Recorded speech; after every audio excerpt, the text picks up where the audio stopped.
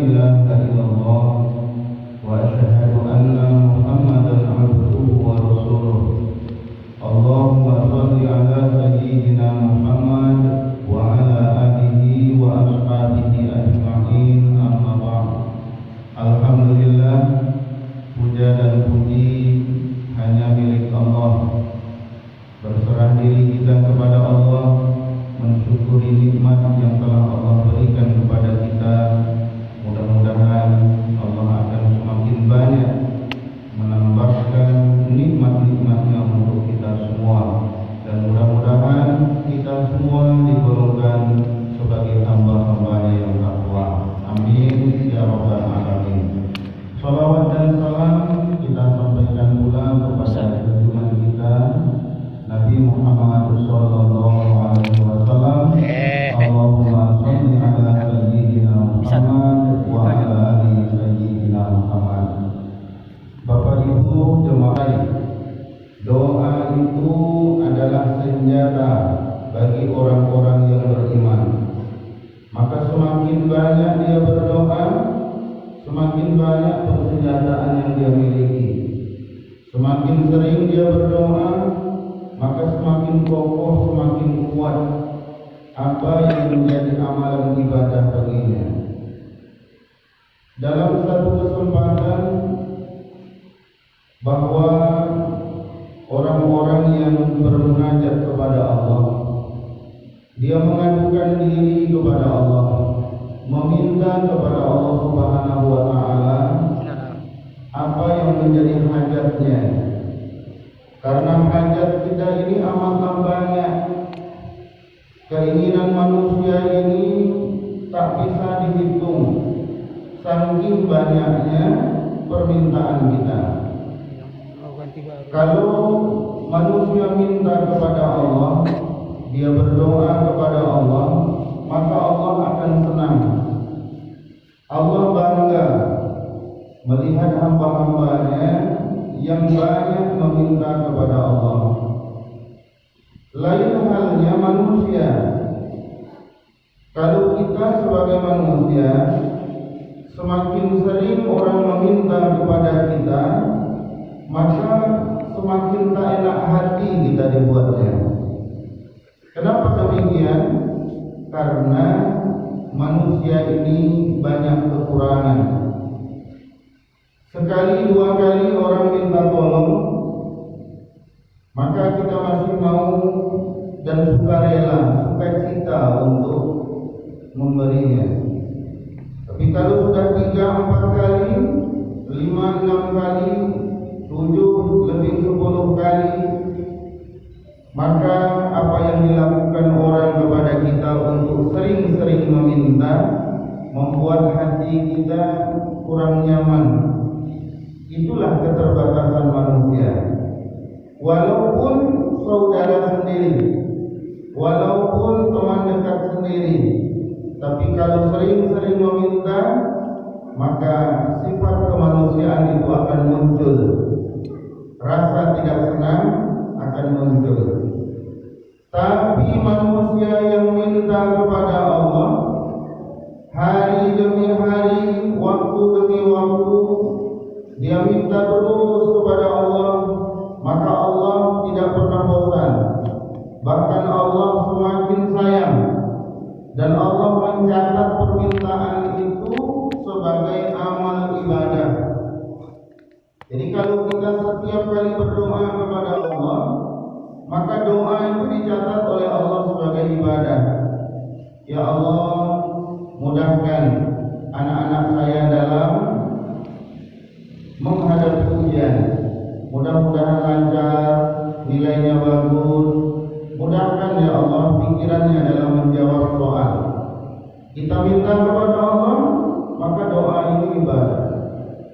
Ya Allah, anak saya mau tamat tahun ini. Berikan ya Allah sekolah yang terbaik. Berikan perguruan tinggi yang terbaik sehingga dapat ilmu agama dan dapat menyampaikannya. Doa bagus. Ya Allah, berikan kepada saya kemudahan rezeki, dan rezeki yang saya peroleh ya Allah berikanlah rezeki yang halal lagi baik. Ini doa setiap kali kita berdoa dicatat oleh Allah Subhanahu wa taala sebagai ibadah. Maka doa ini tak hanya disyariatkan kepada Nabi Muhammad beserta umatnya, tapi doa ini telah ada jauh sebelum Nabi Muhammad. Bahkan nenek moyang manusia, yakni Nabi Adam alaihissalam, juga telah berdoa. Di saat Nabi Adam alaihissalam diturunkan, dikeluarkan dari sorga, diturunkan ke muka bumi ini, maka hari-hari, waktu demi waktu, yang dilakukan oleh Nabi Adam alaihissalam adalah berdoa. Rabbana zalamna anfusana wa illam taghfir lana wa tarhamna lanakunanna minal khasirin. Berdoa terus Nabi Adam alaihissalam.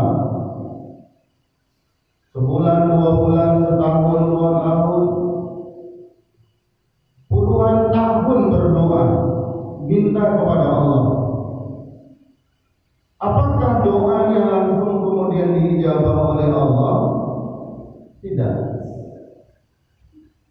Padahal beliau seorang nabi, tapi doanya masih ditahan oleh Allah. Dalam satu riwayat ada disebutkan sampai 40 tahun beliau berdoa hari demi hari. Rabbana zalamna anfusana wa illam taghfir lana wa tarhamna lanakunanna minal khasirin. Baru kemudian Allah mengijabah doanya. Allah pertemukan Nabi Adam alaihissalam beserta istrinya Hawa di satu jabal, satu gunung. Gunung tersebut disebut dengan Gunung Rahmah, atau yang sering dikenal dengan sebutan Jabal Rahmah. Siti Hawa jauh di negeri yang tak tampak oleh mata, yang dikenal dengan India. Lalu Allah pertemukan Nabi Adam alaihissalam dengan Hawa, yakni di Saudi, di Arab Saudi.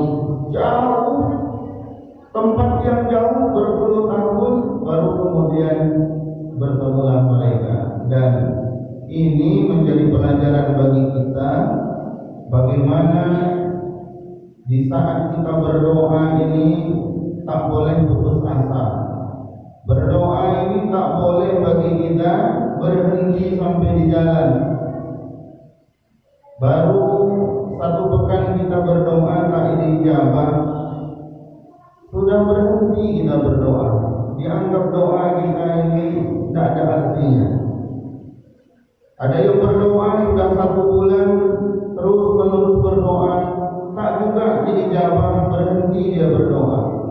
Jangan putus asa, terus berdoa. Kalau 1 tahun kita berdoa belum juga sampai, teruslah berdoa, jangan putus asa. Karena Nabi Adam alaihissalam sudah memberikan contoh kepada kita bahwa berdoa ini tak boleh putus asa.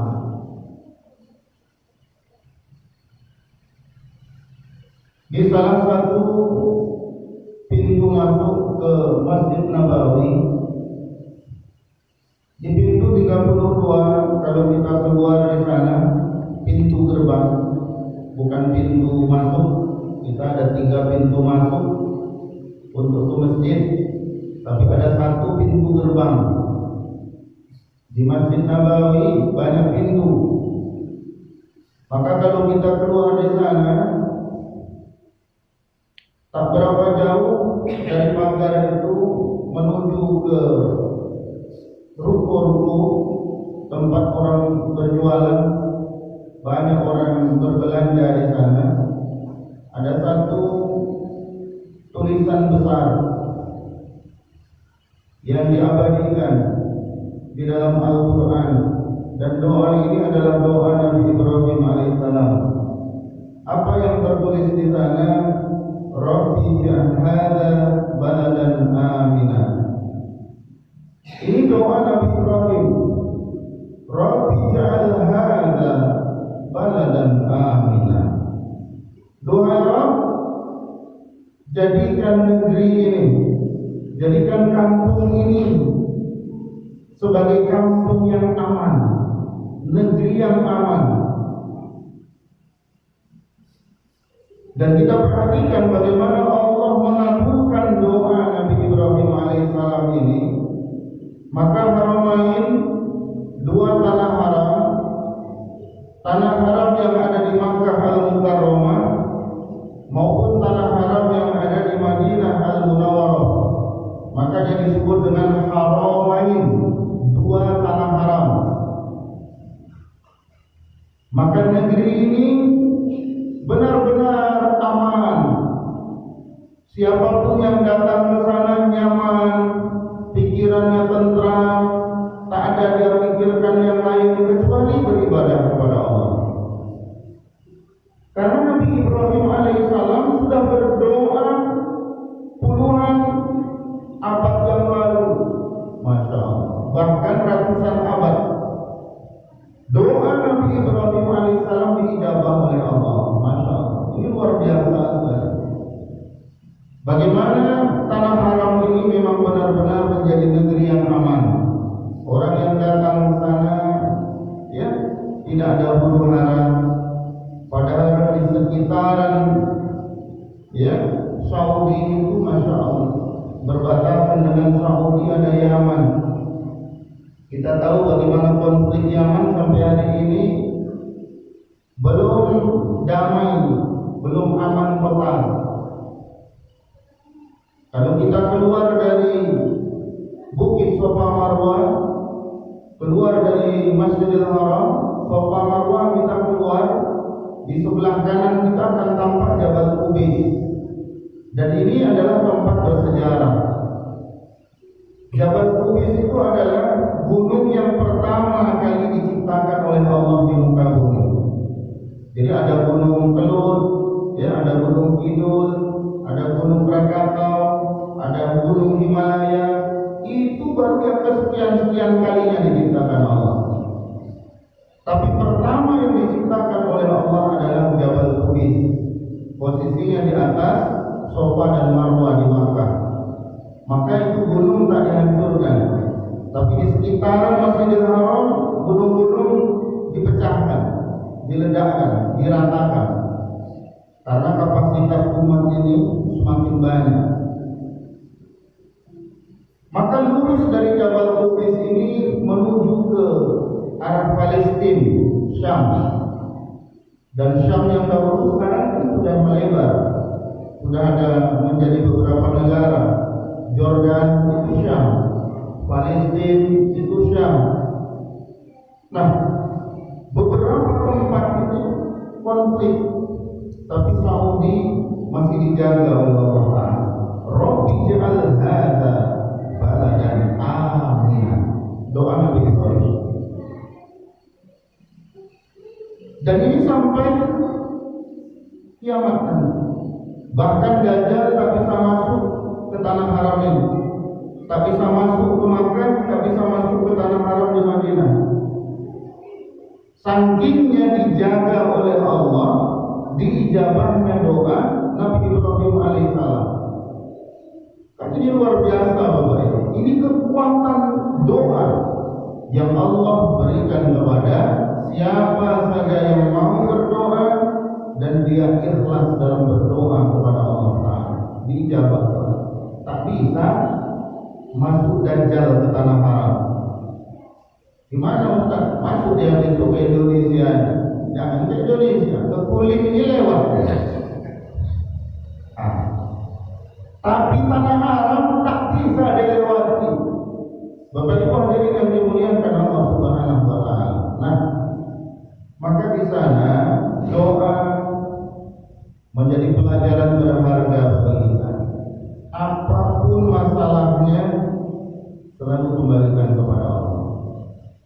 Dan dalam berdoa kepada Allah, jangan pernah kita meminta kepada Allah ini setengah-setengah. Jangan minta kepada Allah ini separuh-separuh.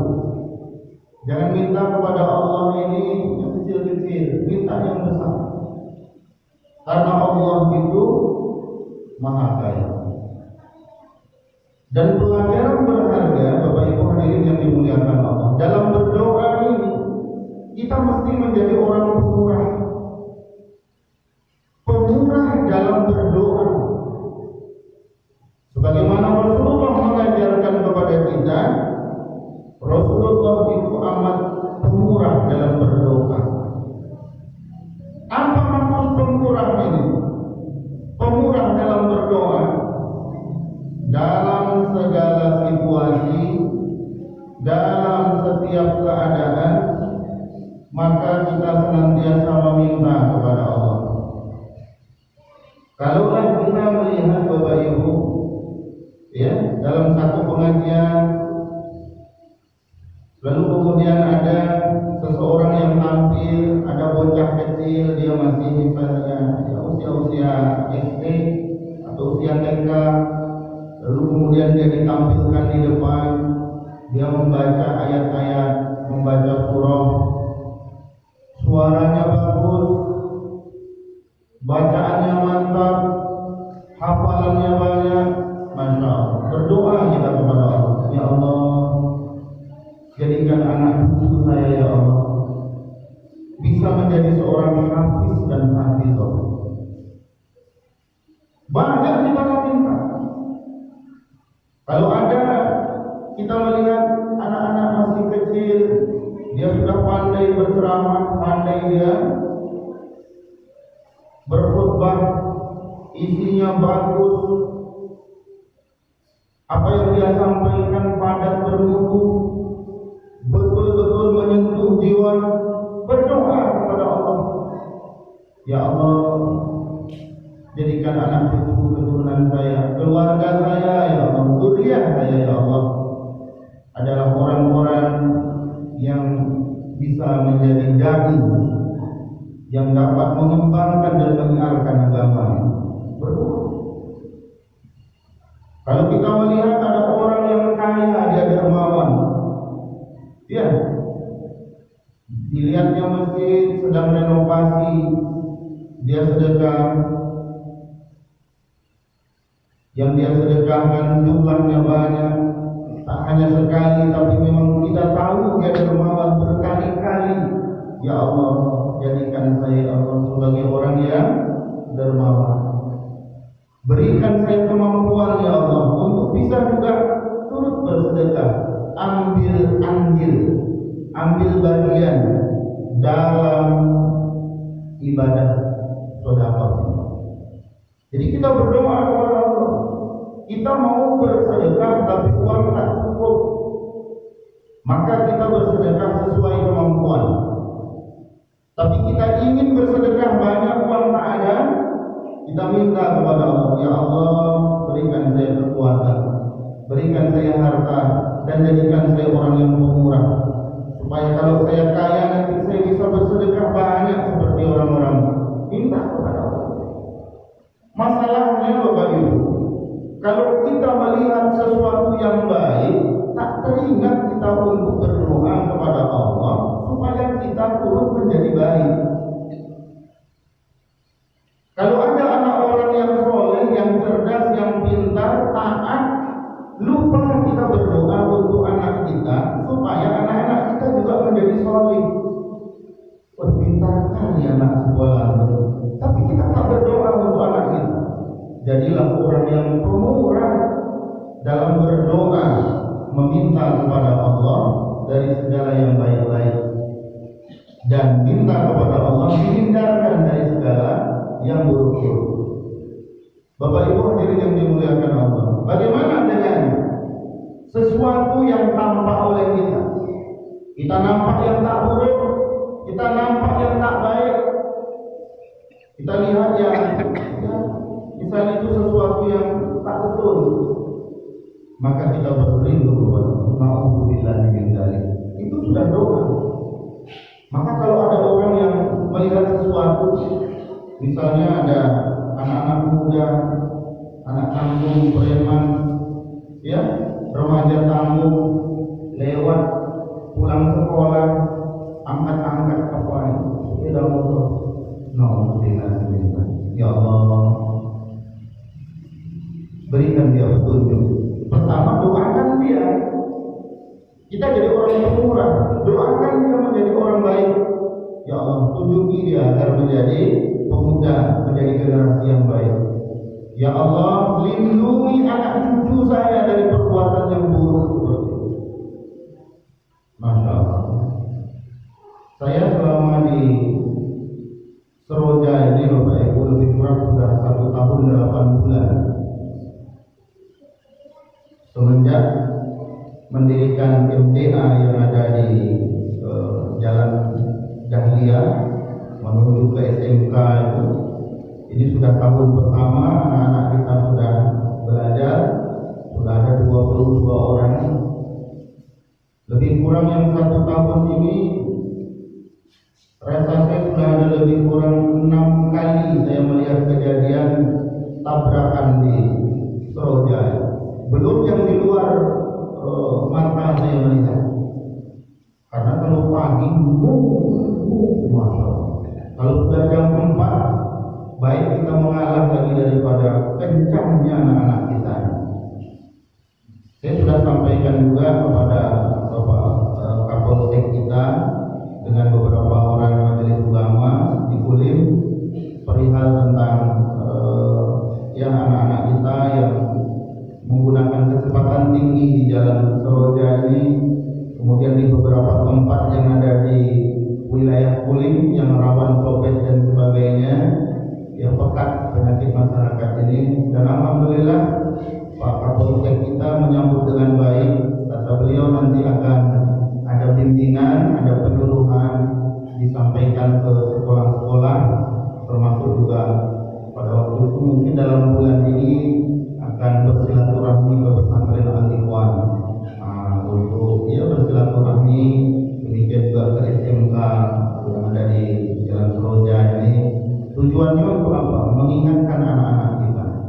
Karena kalau terlalu kecepatan tinggi, kalau terjadi kecelakaan, maka tak hanya yang bawa sepeda motor kencang, tapi orang yang ditabrak pun membahayakan. Termasuk anak kita mengaji, ada 1 orang itu di beberapa bulan yang lalu menabrak di depan Nurul Quran. Itu anak murid mengaji kita malam di tahun aja. Adiknya masih ada. Itu di kecelakaan lalu kemudian menabrak pohon dan meninggal di depan musola Nurul Quran di depan. Jadi Bapak Ibu hadirin yang dimuliakan Allah, kembali kita kepada tadi, bagaimana kita berdoa kepada Allah. Kalau yang baik, berdoa kepada Allah. Jangan tinggalkan doa, minta supaya kita dapat kebaikan yang lebih. Kalau tak dapat, minimalnya sama. Kalau kita melihat sesuatu yang buruk, sesuatu yang jahat, sesuatu yang kecil, kita juga berdoa kepada Allah, berlindung dari perbuatan yang keji tersebut, dan kita doakan orang lain yang melakukan perbuatan buruk tersebut supaya dikunjungi oleh Allah, diberi hidayah. Sebagian orang, Bapak Ibu, hanya sekedar mencela. Kita lihat berita di televisi, seorang oknum ini melakukan korupsi 18 miliar. Masya Allah. Kita berang dulu melihat, potong aja, gantung di pohon mangga. Jangan doakan begitu. Itu satu kesalahan tetap ada konsekuensinya. Secara hukum negara ada aturannya, secara hukum Allah pun ada aturannya. Tapi karena dia telah melakukan kesalahan itu, kita doa sama Allah. Ya Allah, tunjukilah para pemimpin kami, ya Allah, supaya mereka ini tahu mana yang benar itu benar, mana yang salah itu salah. Jadikan pemimpin kami ini ya Allah yang sayang kepada rakyatnya, sehingga dalam semua kebijakan itu adalah kebijakan yang pro rakyat, bukan pro kelompok atau pro pribadi. Kalau ada wakil rakyat kita yang mungkin melakukan sesuatu yang tak baik, jangan sekedar mencelanya, jangan celah, jangan caci maki. Berapa kali kita mendoakan, ya Allah, itu wakil rakyat kami ya Allah, tapi dia melakukan kesalahan, tunjuki ya Allah dia kepada jalan yang benar, jadikan dia wakil rakyat yang adil. Begitu. Jadilah kita orang yang pemurah dalam berdoa. Jadi kalau melihat sesuatu yang buruk, berdoa kepada Allah agar kita terhindar dari yang buruk, dan orang yang melakukan buruk mendapat hidayah dari Allah. Kalau kita melihat sesuatu yang baik, minta kepada Allah agar kita anak cucu keturunan mendapatkan sesuatu yang baik. Bapak Ibu hadirin yang mulia, saya mendapatkan pengalaman dari belajar ini dulu di Mustafawiyah di Tapanuli Selatan, Sumatera Utara, dekat kampungnya Ustaz Nizarudin. 7 tahun dia di sana. Dan ketika mengkaji masalah doa, doa memang tersentuh hati. Dan sejak itu kemudian saya terus mencoba untuk istiqomah, untuk mengamalkan doa dan menjadi pemurah dalam berdoa. Maka ketika melihat ada generasi-generasi yang pintar, cerdas, saya doakan, ya Allah, mudah-mudahan anak cucu keturunan saya bisa menjadi anak yang cerdas, menjadi yang soleh-solehah. Beberapa kali ya saya bawa di tempat-tempat ya seperti rumah tahfiznya Ustaz Abdullah, ya, rumah tahfiz di Bebek Goreng, dan beberapa tempat yang lain, termasuk berkumpulnya dengan Ustaz, ya, salah seorang daripada Imam Masjid An-Nur, Ustaz Sofiur Rahman. Dan alhamdulillah pada bulan September yang lalu beliau menyelesaikan studinya di Universitas Islam Madinah. Dia sudah selesai dengan 3 orang temannya, termasuk juga Ustaz Lundi dan Ustaz Abdul Azmi. Ada 3 orang yang September kemarin sudah di Madinah. Jadi ketika kami berkomunikasi kepada beliau, dan sering kami berjumpa di Madinah, setiap saya berangkat membawa jemaah, kadang jumpa di Madinah, kadang di Makkah, kadang di masjid kami jumpa, kadang kami keluar ke perkampungan Madinah, kadang juga beliau datang ke hotel. Maka beliau adalah hafiz, ya, alumni dari pesantren Kafilah Internasional Jakarta. Jadi ketika di Masjid An-Nur, ya, Masjid Agung, waktu itu kami bercerita, ya, bahwa penting membawa anak-anak kita ini ke tempat-tempat yang misalnya pesantren, ke tempat-tempat yang nuansanya kajian ilmu agama, yang kajiannya kajian tahfiz, supaya apa? Memunculkan semangat, kata beliau. Jadi kalau semangat dia sudah muncul, tamat dia SD dibawa ke pesantren, tak terkejut dia. Dan alhamdulillah saya coba amalkan, dan alhamdulillah anak saya yang paling besar itu sekarang di Jakarta, di pesantren Kafilah Internasional. Kemudian yang di bawahnya juga di pesantren Nikmatullah dikasihkan pimpinan Dr. Muhammad Tibri LCMA. Beliau alumni dari Syam, dari Damaskus, Syria. Nah, ini semua saya berpikir bahwa salah satu kekuatan doa, karena melalui kekuatan sendiri tidak sanggup. Dan Allah memberi jalan dengan seringnya berdoa di dalam hati saya, mungkin Allah ijabah doanya. Seperti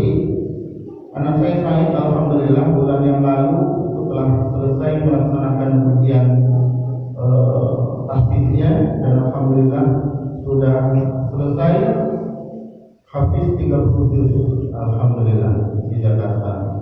Dan itu juga beasiswa. Karena ingin saya ke sana tapi uang tak cukup. Karena masuk ke sana uang pendaftarannya 65 juta. Uang SPP dengan asrama dan makannya 1 bulan 5,5 juta. Gaji tak cukup. Tak cukup 4 juta gaji. Tapi minta kepada Allah, Allah kasih jalannya. Rupanya Allah kasih melalui beasiswa. Dia pun sekolah di sana dan selesai, tahun ini selesai, ya sudah 6 tahun dan rencananya akan kuliah di Turki insyaallah. Mohon doa dari Bapak Ibu sekalian. Yang adiknya juga sedang di pondok pesantren. Nah, ini saya ingin berbagi kepada kita bahwa kita ini tak ada apa-apanya. Di saat kita tahu bahwa kita ini lemah, kita ini tak banyak uang, kita ini bukan siapa-siapa, tapi ingat kita punya Allah yang maha kaya. Ingat kita punya Allah yang maha segala-galanya dengan sifat kesempurnaan. Maka kita bisa mengadu kepada Allah, ya Allah, jadikan kami Allah keluarga yang sakinah mawaddah warahmah. Kalau kita menginginkan sesuatu, ya Allah, saya ingin, ya Allah, untuk bisa sampai ke tanah suci. Tapi uang tak ada, ya Allah. Gaji tak cukup, penghasilan kurang. Tolong, ya Allah, panggil kami. Jangan sekedar panggil saya, panggil kami. Siapa itu? Ya istri kita. Kalau yang berdoa istri, ya suaminya, ya anak-anaknya, ya keluarga yang lain. Panggil kami, ya Allah, supaya bisa kami sampai ke tanah suci.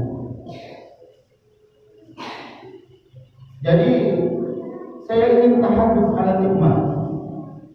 Saya ingin menceritakan nikmat ini sebagai pengalaman, bukan untuk untuk beria-ria, bukan.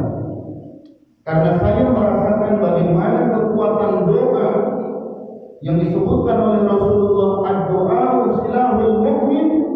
Doa itu adalah senjatanya orang-orang beriman. Dan itu kita bisa merasakan. Saya, Bapak, Ibu sekalian pasti punya pengalaman masing-masing bagaimana doa kita diijabah oleh Allah. Saya ingin bercerita bahwa saya terlahir dari keluarga yang miskin, keluarga yang susah.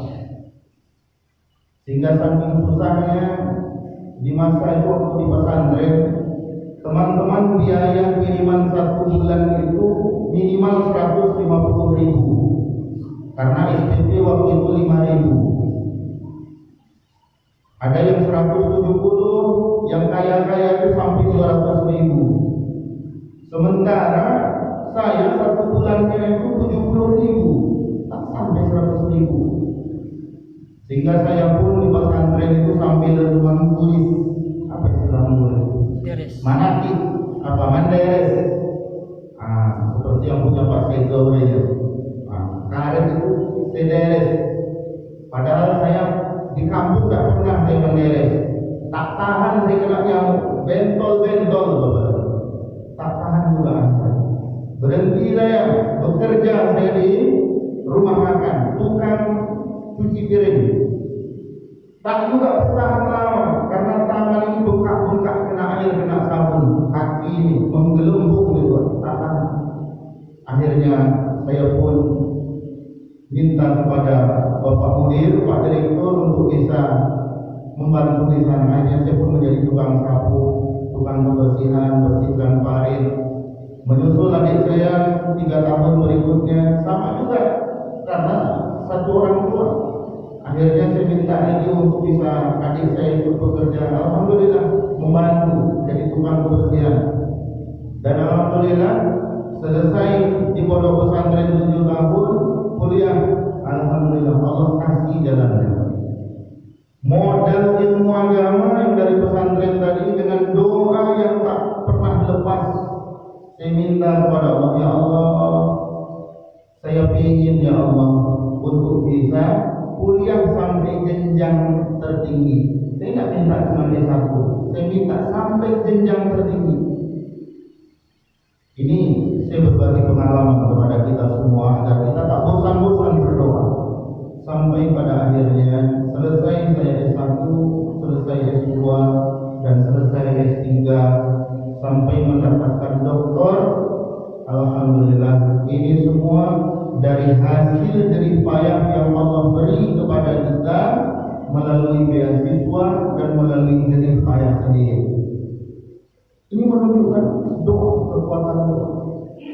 Ketika saya dengan penghasilan yang pas-pasan sebagai guru honor dahulu Bapak Ibu, ya saya minta kepada Ya Allah, tolong kabulkan doa kami, kami ingin ke tanah suci. Tapi doa ini tak mau saya berhenti cuma ya kapan-kapan ingat, tiap hari Bapak Ibu.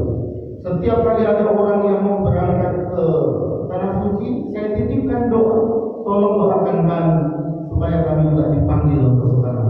Terus setiap ada yang mau berangkat, saya minta doa, titip doa, tolong sebut nama kami ini. Minimalnya doakan kami sana, ingat kami, minta Allah. Dulu Bapak Ibu saya sudah pribadi sering dibully oleh kawan-kawan. Kenapa? Karena dengan penghasilan yang pas-pasan itu sepele kawan-kawan. Tapi alhamdulillah doa itu dijawab oleh Allah. Sehingga dengan doa itu mungkin Allah berkenankan, alhamdulillah.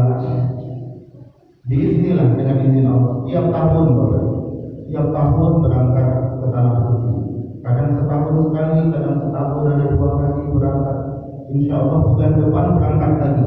Tanggal 16 Januari 2023 berangkat lagi. Maka teman-teman saya dulu yang akhirnya datang meminta maaf, saya bilang bukan saya yang dulu, tapi memang kita melihat hanya pada yang tampak saja. Maka ini pelajaran juga bagi kita. Tak boleh kita memandang sesuatu itu hanya dari sesuatu yang tampak saja, karena Allah yang maha kaya. Jadi alhamdulillah Bapak Ibu, ya ini kita berbagi pengalaman tadi bagaimana doa itu jika terus menerus kita minta kepada Allah, mungkin tak hari ini dijawab, bisa jadi pekan depan. Mungkin tak pekan depan, mungkin bulan depan. Mungkin tak bulan depan, tahun depan. Mungkin tidak tahun depan, tahun-tahun berikutnya. Tapi terus berdoa. Terus berdoa. Dan alhamdulillah sekarang sahabat-sahabat yang sudah sama-sama tua sekarang ini kalau berjumpa, aduh, dulu saya minta maaf. Ada yang nyelondokkan dulu waktu sekolah, ada yang nyelondokkan sendal, ada yang menyembunyikan tas, ya kan? Ada yang membawa kita, tidak masalah, tidak marah lagi, karena memang kita dalam keadaan yang pas-pasan, bahkan berkekurangan. Ya alhamdulillah, adik saya juga, adik kandung saya di bawah saya juga, dia dosen di UIN, alhamdulillah sudah S3. Beliau juga sebagai salah seorang lawyer, ya, pengacara, dan lagi-lagi semua ini tak terlepas daripada permintaan kita kepada Allah. Jadi jangan pernah membatasi keinginan anak untuk sesuatu yang baik. Apa contohnya? Misalnya anak kita kadang-kadang berseluruh, Pak, apa nanti kalau besar adik mau jadi presidennya, adik pendek itu mau jadi presiden. Jangan. Amin, doa. Amin. Besok kalau adik sudah besar mau jadi dokter, ya sudah, mudah-mudahan jadi dokter yang beriman. Amin. Jangan patahkan semangatnya. Jangan mengukur kemampuan kita dengan realita. Mana bisa deh, papa kan cuma petani. Papa tengok tiap hari cuma nanam singkong, nanam mobil. Mana bisa dia mau masuk dokter?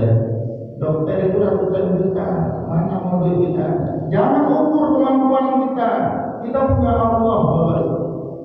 Doakan dia, ya Allah, mudah-mudahan niat baik anak saya ini terkabul. Jadilah orang yang berkurang dalam berdoa. Allah sebutkan dalam Al-Quran surah Al-Baqarah, wa idza sa'alaka 'ibadi 'anni fa inni qarib ujibu da'watad da'i idza da'ani falyastajibu li wal yu'minu bi la'allahum yarshudun. Dan apabila hambaku bertanya tentang aku, kata Allah, katakan sesungguhnya aku dekat. Jadi Allah ini dekat dengan kita. Doa kita ini Bapak Ibu, tak ada yang tak didengar oleh Allah. Walaupun dalam hati kita berdoa, Allah dengar doa kita. Tapi soal langsung diijabah ataukah tidak, Allah yang punya hak. Karena ada doa baik kita tapi belum diijabah oleh Allah hari ini, mungkin beberapa waktu berikutnya akan diijabah. Mungkin di dunia ini tak diijabah oleh Allah, tapi nanti di hari akhirat Allah akan dijabah. Berapa banyak orang-orang yang dekat dengan Allah tapi kehidupannya biasa saja. Berapa banyak sahabat Rasul yang masuk dalam kategori ahlus sufah. Ahlus sufah. Mereka tak punya rumah, tak punya tempat tinggal. Mereka tidur hanya di masjid. Ya kan? Bilal bin Rabah, ahlus sufah. Abu Hurairah. Nah, kehidupan mereka biasa saja, tapi di hadapan Allah Ta'ala mereka mulia. Kenapa mereka dekat dengan Allah tak dikasih oleh Allah kemewahan, rumah yang cantik, penghasilan besar? Karena tak layak. Kalau hanya sekedar rumah mewah bagi mereka dengan amalan ibadah yang luar biasa, Allah sudah sediakan yang paling layak di dalam surga. Rumah-rumah yang tersedia, tercipta, terbuat dari al-lu'lu' wal marjan, daripada emas dan perak. Mana rumah orang di dunia ini ada tiang dibangun seperti ini terbuat daripada emas? Tidak ada. Tapi dari akhirat nanti orang-orang mukmin yang soleh Allah sudah sediakan istana untuk mereka. Dan itu tak layak kalau Allah berikan di dunia, karena tak ada orang yang buat rumah dari emas. Akan menjadi malah petaka kalau ada orang buat rumah dari emas, maka ditahan. Maka kita minta kepada Allah, berdoa kita kepada Allah, ya, jangan pernah kita berputus asa. Nah, di antara kita berdoa itu pertama ikhlaskan diri, minta kita kepada Allah. Kita minta kepada Allah ikhlas. Maka salah satu di antaranya diawali dengan istighfar, minta ampun kepada Allah, bersihkan diri kita kepada Allah. Astagfirullahaladzim. Kan kalau kita mau berdoa istighfar dulu. Pak Imam kita kan beristighfar dulu. Astagfirullahaladzim. Alladzi la ilaha illa huwal hayyul qayyum wa atubu ilaih. Sebelum berdoa kita istighfar. Kita akui kesalahan kita, ya Allah, saya ini banyak dosa, saya banyak khilaf, banyak salah. Ampuni ya Allah dosa. Ikhlas kita meminta.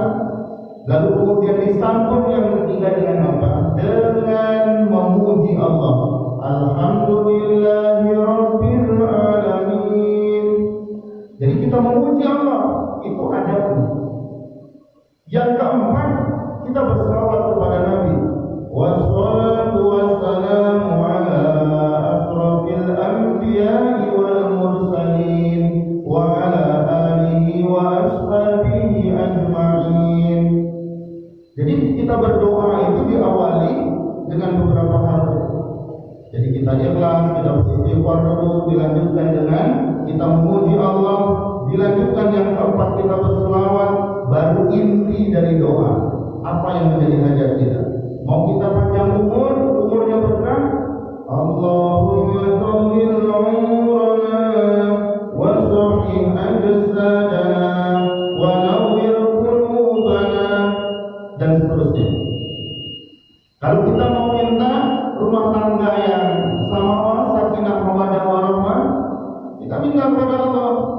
Allahumma rabbana hab lana min azwajina wa dhurriyyatina qurrata a'yun waj'alna lil muttaqina imama.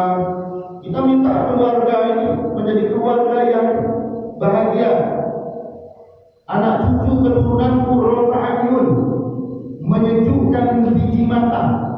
Maksudnya kalau kita melihat, ya Allah, minta anak saya. Kita baru pulang kerja, belum kita minta, dilihat anak gadis kita yang kecil dibawakannya minum, Masya Allah, menyejukkan jiwa mata, hati kita tenang, senang. Jadi yang kelima baru inti daripada doa. Setelah kita selesai, kita berdoa. Kalau tak dapat berdoa yang bahasa Arab, boleh bahasa Indonesia, boleh bahasa daerah, mau bahasa Jawa, mau bahasa Minang, mau bahasa Batak, mau bahasa Banjar, mau bahasa Sunda. Allah Maha tahu. Minta sesuai dengan hajat kita. Kalau sudah itu kita tutup, baru kemudian penutupan doa ini pun juga diakhiri dengan memuji kembali Allah Ta'ala dan berselawat kepada Nabi. Bagaimana yang diajarkan Nabi? Doa yang dianjurkan mengangkat tangan, maka doa ini dekat dengan wajah. Ini yang diajarkan. Bagaimana kalau jauh Ustaz? Boleh, tidak berdosa, tapi yang afdal dekat dengan wajah. Sekiranya kita bernafas, maka hembusan nafas itu terasa dia di telapak tangan. Ini masih terasa. Sudah bisa standar. Lebih dekat lagi, lebih mantap. Jadi kira-kira dekat dengan wajah.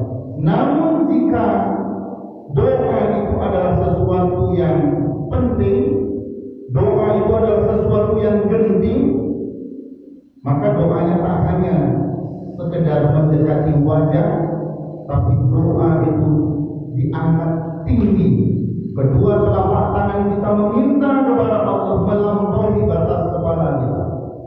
Sebagaimana yang dilakukan oleh Rasulullah pada satu hari Jumat, Rasulullah SAW sedang berkhutbah, ya, lalu kemudian sahabat meminta kepada Rasul supaya minta kepada Allah diturunkan hujan karena kemarau yang sedang berkepanjangan. Rasulullah berdoa dan belum Rasulullah menurunkan kedua telapak tangannya, hujan pun sudah reda. Hujan pun sudah turun. Begitu kencang sampai mereka pulang pun dalam keadaan basah. Sampai satu pekan berikutnya, hari Jumat berikutnya, maka sebelum Rasulullah naik, sahabat pun kemudian membisikkan dari Rasul, mintalah kepada Allah agar hujan dihentikan, karena kalau tidak, maka Makkah ini akan karam. Karena Baitullah, Masjidil Haram itu seperti kuali. Di sekitarannya ini adalah gunung, sedangkan masjid itu di bawah. Maka kalau hujan terus-menerus bisa karam. Minta kepada Allah dan Rasul agar dihentikan hujan. Di waktu berkhutbah Jumat, Rasulullah angkat tinggi tangannya sampai melorot kain jubahnya, lengan tangannya, sampai nampak putihnya tangan Rasulullah SAW. Belum selesai tangannya diturunkan, hujan sudah lebih reda turun. Dan ini bisa kita minta kepada Allah, tapi dengan catatan bahwa sesuatu yang penting. Kalau hanya sekedar anak minta buku tulis, ya, supaya bisa membeli buku tulis, tak perlu tinggi-tinggi kita katakan. Cukup kita yang aminkan saja. Mudah-mudahan nanti Allah kasih rezekinya kita berikan. Ya, minta mainan, insya Allah nanti ada rezeki ayah berikan. Tak perlu kita angkat tinggi-tinggi.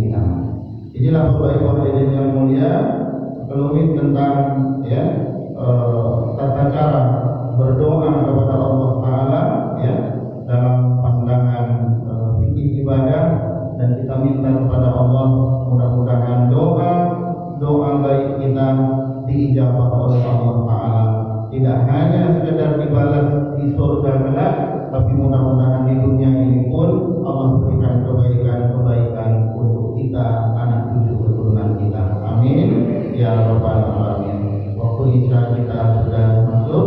Ada Bapak Ibu yang mau kita diskusikan? Tidak apa, kalau ada yang mau didiskusikan kita diskusikan. Kalau tidak, waktu isya kita sudah masuk. Kita tutup dengan